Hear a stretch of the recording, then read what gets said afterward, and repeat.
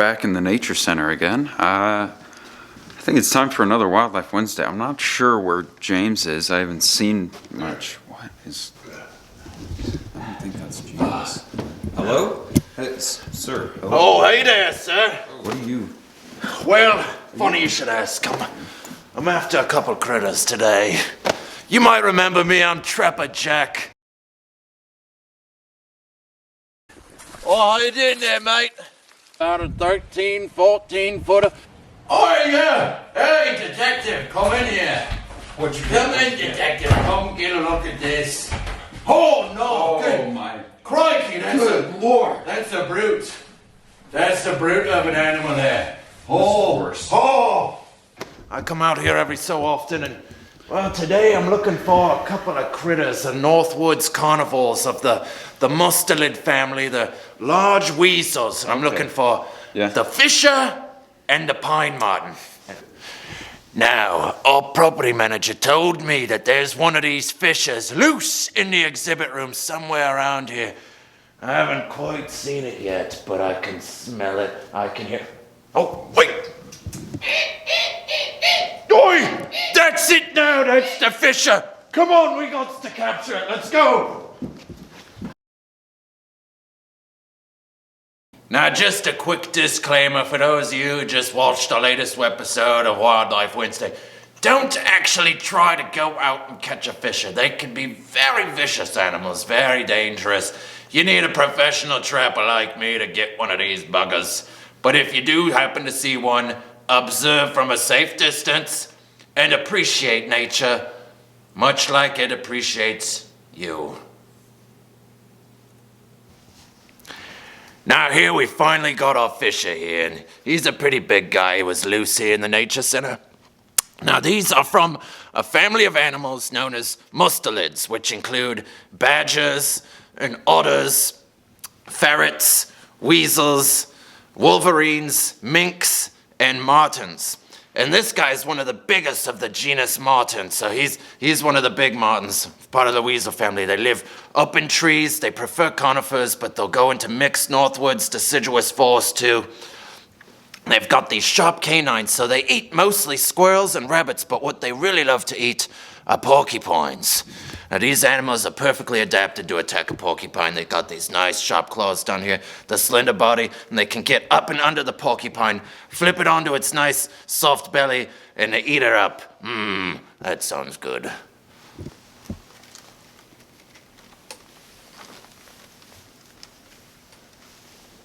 Now here, we got the American marten.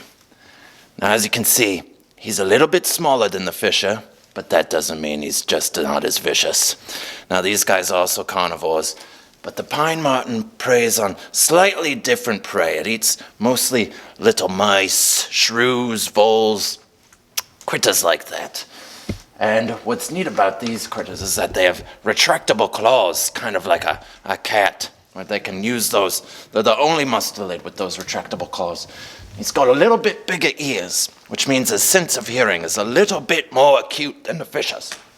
However, the smell is not quite as good. Now, as you can see, both these animals have a similar type of build. They've got their short little legs, long snouts, and they share some pretty fascinating similarities as well. For example, both animals are what's known as crepuscular, which is a fun word for the day, crepuscular, which just means that they're active at twilight.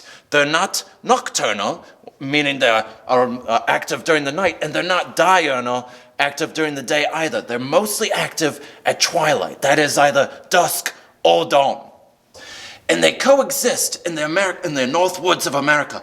However, one of the ways that they are able to share a habitat and coexist together in the same area is because they have different prey items.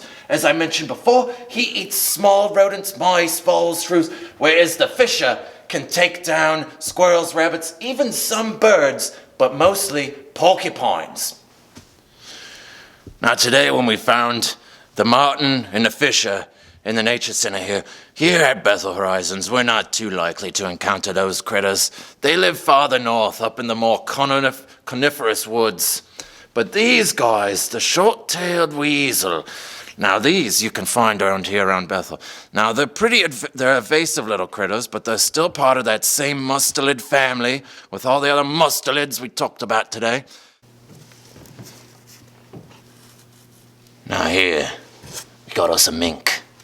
Now minks are a little different than the fisher and the marten and the short-tailed weasel, and that they're a little bit larger, they got this darker fur, but they're much more well adapted to a wetland environment, meaning the diet comprises more of some wetland birds and waterfowl, and they even have a slight webbing in between their feet that allows them to swim more effectively through the water as they're traversing onto land and into the water. Here's our most well-rounded weasel, and when I say that, I don't mean that he's very round. I just mean that he possesses the best attributes of all the weasels in the family. The long-tailed weasel are good climbers, but they're also good swimmers. They can take down fast prey, they can take down big prey. They're well adapted to living in the trees, but they will also inhabit other animal burrows from time to time. Wow. Oh boy, Trapper Jack. I mean, we caught the fisher and, well, we learned so much about the weasel family. We sure did. Anytime I get a chance to share in my weasel experiences with a strapping young lad like yourself, it's a good... Oh, John, he's still a bit frisky there. A little bit. Well, thank you for watching this unexpected Wildlife Wednesday.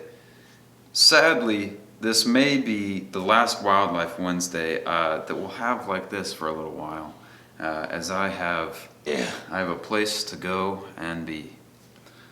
But thank you for watching all of the Wildlife Wednesdays that I have put out, and hopefully soon you will be seeing me back in the Wildlife Wednesdays. But in the meantime, Trapper Jack and your friend? Oh, that old boy back in the office there. James Marlowe. Aye, yeah. Oh, boy. Well, I'll be working with him here and there, but we'll miss you dearly, boy. He'll take the Wildlife Wednesday by the horns and get excited, because it should be exciting.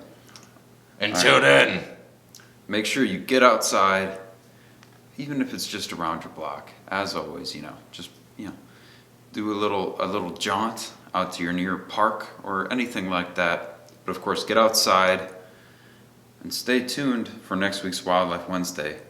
I'm not sure what James will have in store for you, but it should be absolutely incredible. All right. Aye, aye, Captain. Stay classy.